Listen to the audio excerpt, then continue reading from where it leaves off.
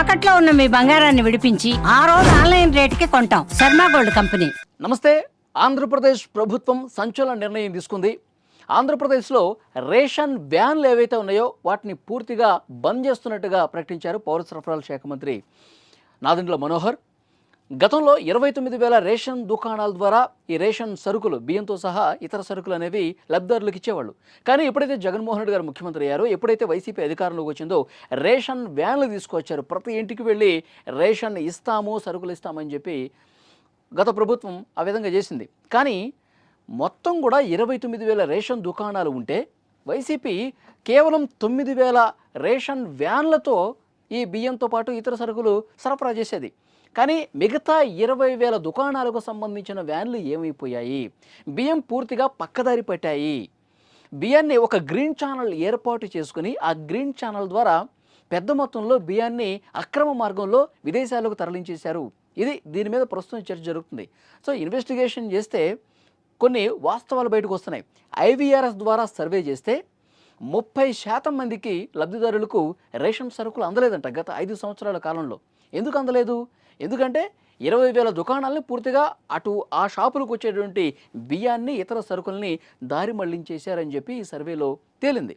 So చాలా వరకు ఆ రేషన్ వ్యాన్స్ దగ్గరికి వెళ్ళి లబ్ధిదారులు అడిగితే మీ పేరు ఇందులో లేదు, మీ కుటుంబ సభ్యులు 4 అయితే 2కి మాత్రమే మీ పేర్లు ఉన్నాయి, 2కి మాత్రమే కౌంట్ చేసి మేము రేషన్ సరుకులు ఇస్తాం, అసలు మీ రేషన్ కార్డుకు సంబంధించిన నెంబరే ఇందులో లేదు IVRSలో అని చెప్పి ఇలాంటివి ఎక్కువ వచ్చేవి.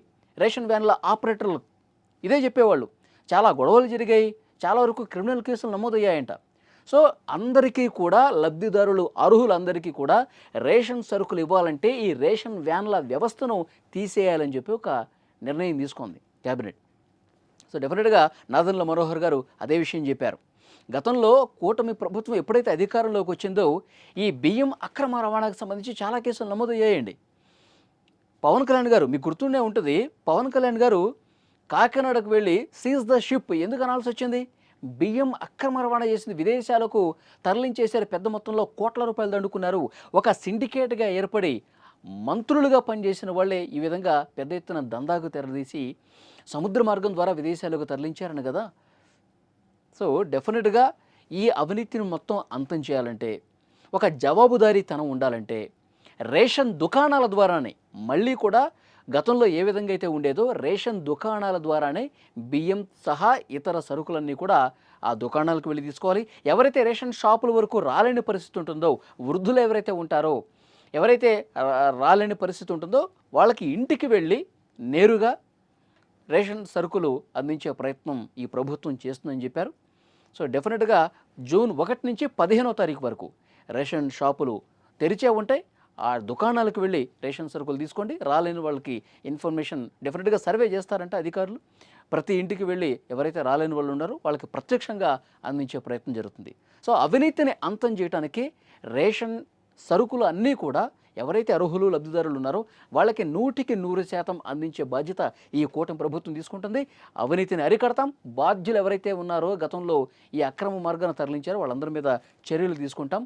ప్రస్తుతానికి రేషన్ వ్యాన్లు అనేవి రద్దు చేస్తూ ఉన్నాం.